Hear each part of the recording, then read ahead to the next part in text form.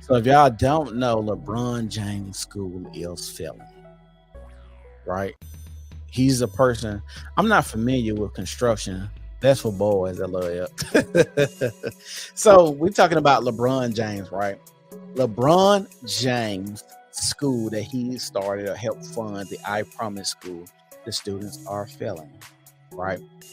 And I'm going to read an article, and I'm going to read one of these articles. I'm going to read two articles, but I'm going to read this one to let y'all know what kind of tomfoolery is going on there, right? So let me show y'all what we're talking about.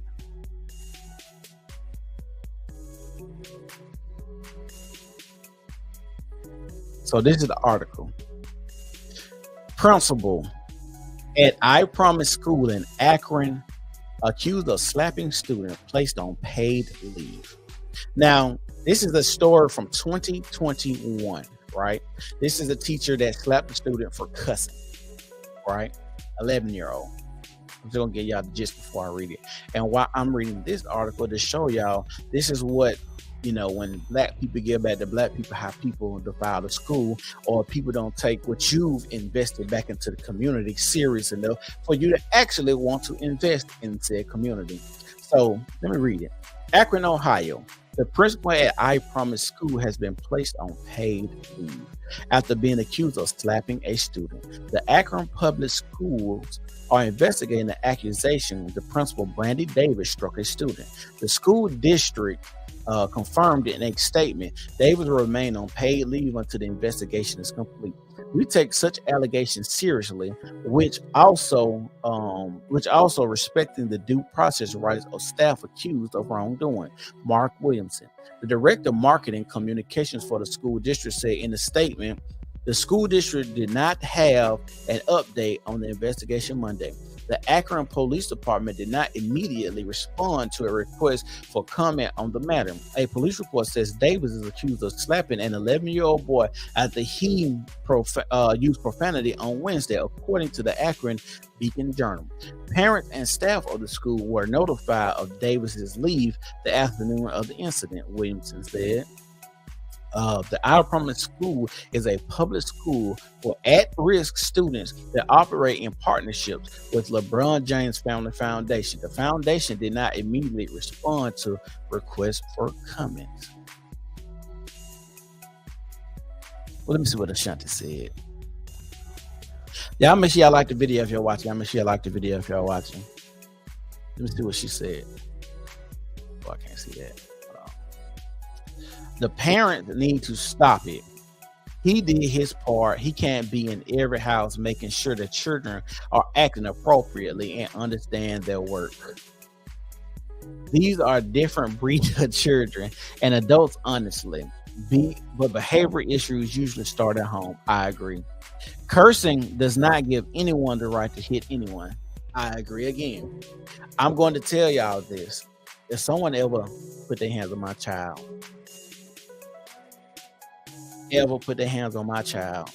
like for cursing, it's gonna be Uvalde all over again. I swear. Get your kids, because it's gonna be Uvalde all over again. But this is what I'm saying. Do people actually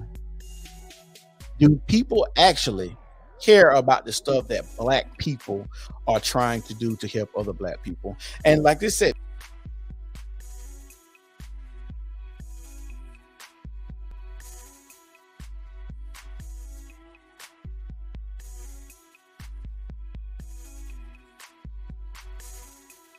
I don't know why I stopped. Look, I don't know what just happened. That was new for me. I have never gotten hit by anyone outside my parents. Both parents parties cross boundaries. I know I can. I had a late night working, but next time I'm going to be there. We can hear you okay. Now my computer went back on something. Let me share my screen again. But this just shows how people, don't care for the work that other people put in and do. Like y'all really out here defiling what LeBron James did in his name, and this school is failing. I agree. And then it's like I said, this school is an at-risk school. This is a question we need to ask ourselves, and I know this is going to sound bad because a lot of people, especially Black people, don't want to believe in this. Is classism a thing that we need to start taking more serious as Black people? Is classism a thing that we need to start taking more serious as Black people? Now, I'm not saying all people. When you say at risk, I'm pretty sure this school is probably close to the hood or help underprivileged kids or people who are on the poor side of things and view things a little different, right? So that means you're going to have unruly children, unruly parents, people who don't think learning is important. You're going to have kids that are, view the world a lot different and how it works and stuff like that. Let me see. I got a lot of comments just popped up. What causes fights and quarrels among you? Damn.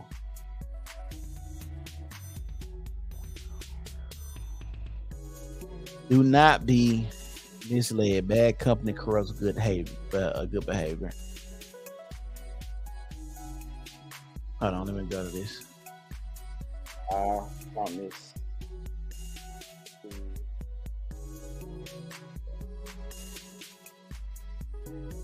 Let me find me an article to read for y'all. One day ago, Yahoo News. Y'all make sure y'all like the video. If y'all watching, make sure y'all like the video.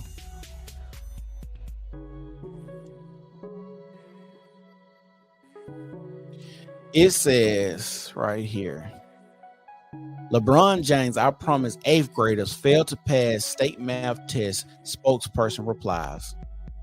It was reported last week via Akron Beacon Journal that upcoming 8th graders at LeBron James I Promise School in Akron, Ohio, hadn't passed the math portion of their state proficiency exam in 3 years.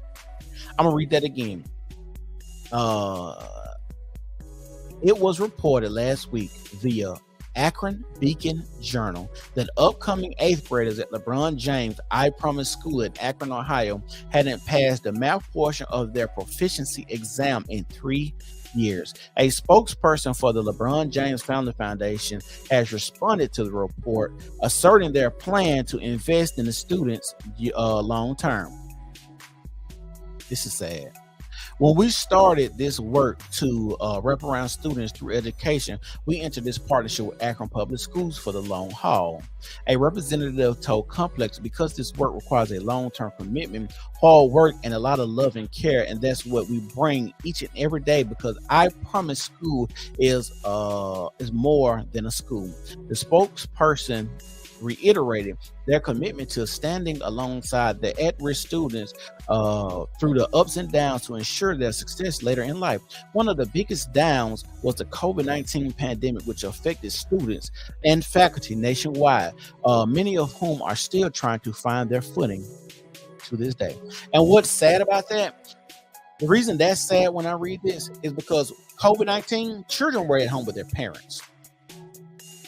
What that mean is and they said during COVID, y'all kids was getting fat as hell because all y'all wanted to do was get them tablets and Twinkies. That's all y'all wanted to do with y'all children is get them tablets and Twinkies. They got dumber and fatter. They ain't know number what the refrigerator at and what was coming on Love and Hip Hop or on Facebook or Instagram playing all day. Y'all didn't even make y'all children go outside and run around the block.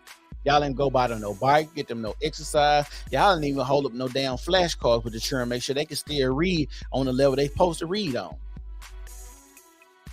This is a parenting issue because I agree, and they said it plenty of times, kids came back to school dumber. You know why they came back to school dumber? Because parents were not working with their children while they were at home for those 2 years during COVID. This is very, very sad. Let's see what this has to say. Top story this morning. It's back to school today for students at Akron's I Promise School. Yeah, but they're starting the school year off under scrutiny over student performance. Our Kiara Cotton is live at Akron with the story getting national.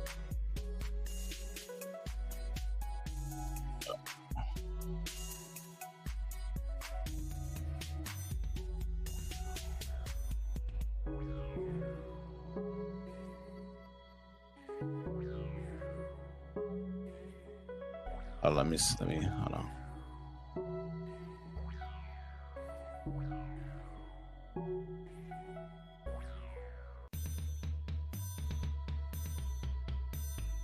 All right, let me play this video. I think tablets are the downfall of parenting.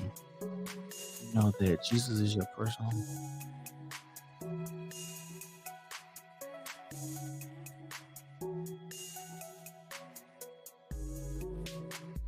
Let me share this screen.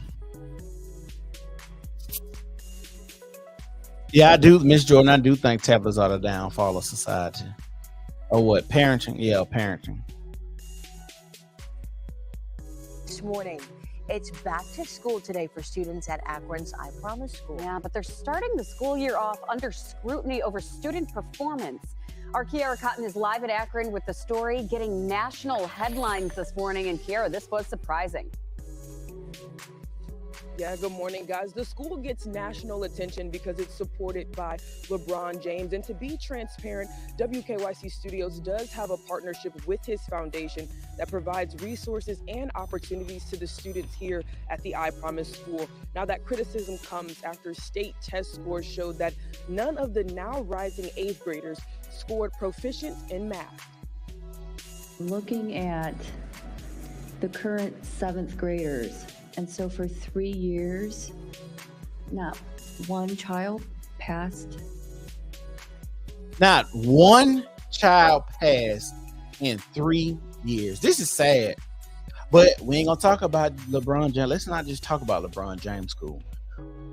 Let's talk about how in Birmingham they was talking about how 3,000 third graders can't read and didn't pass in our city. The state test in math, not one for 3 years. It is discouraging.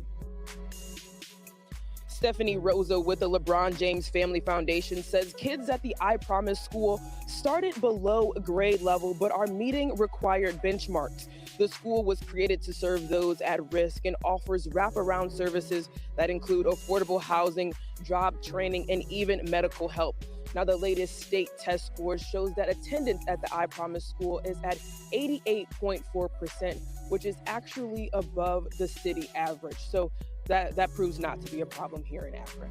Wow. Okay. Certainly discouraging, but hopefully we can turn things around. Kiara Cotton, live for us in Akron this morning. Kiara, thank you. Our top story this morning. This is actually very sad to see that we have children that is not learning the way they're supposed to learn. And this is the thing that I say, if you're given an opportunity to go to a school such as LeBron James' school, where it provides so many services, you would think that people would take advantage of this and do what they should and must do. Because I'm pretty sure that they have a lot of tutoring. Because it's we understand when it says at-risk students, right? So you're not getting the best students to start with. You're not getting the most proficient students, the smartest students, the brightest students. And this is a general statement because you probably got maybe some geniuses in there here or there. But for the vast majority of how people are at this school, is not very smart. They need a lot more help. They need a lot more coaching, a lot more nurturing, a lot more discipline. You got to think about it. A lot of these kids are probably coming from single mother households. And if y'all ain't looked at the stats on what happens from children that come from single mother household, it is abysmal. You have children that are drug heads. Suicide rates is high, prison rates are high, even recidivism with those children, rapers, people that commit sexual assault, runaways, being homeless. It heightens your risk for being on antidepressants and some type of psychiatric medication. So this is the risk that you run by trying to have children by yourself. You have to understand this is serious business. And if we care about black people and a black cause, we need to make sure we do what's necessary to make sure that this doesn't happen. that we can actually provide, aftercare services or at-home tutors to come to your house. That would be actually a good thing if you could have it where tutors could come to your house, and it would be a eye opener for people to see how certain people live too. But I know y'all ain't gonna go for that because y'all know y'all live in desolate homes and areas and in the hood and stuff like that. So it'll be bad. They might be coming from households where the parents barely finish high school and might not value education, so the children won't know to value it. I agree. But you're repeating a cycle, because if the parents don't value education and they're teaching children not to value education, what's the point of the school? That's what you got to ask yourself. If the parents don't value education, the children don't value education, what's the point of the school? I'm gonna tell y'all what's the point of the school. It's nothing but a daycare center. It's where a parent that doesn't value education but still has to go out here and work, sends their child off to go to work. That's what happened. They sending their child off to go to work, so they won't have to deal with them. Because a lot of these people are put in situations where they might not have had the $300-400 to go get an abortion, or they have the mindset, oh, if I have children, I'm going to live on Section 8. I'm going to let the government pay for my children.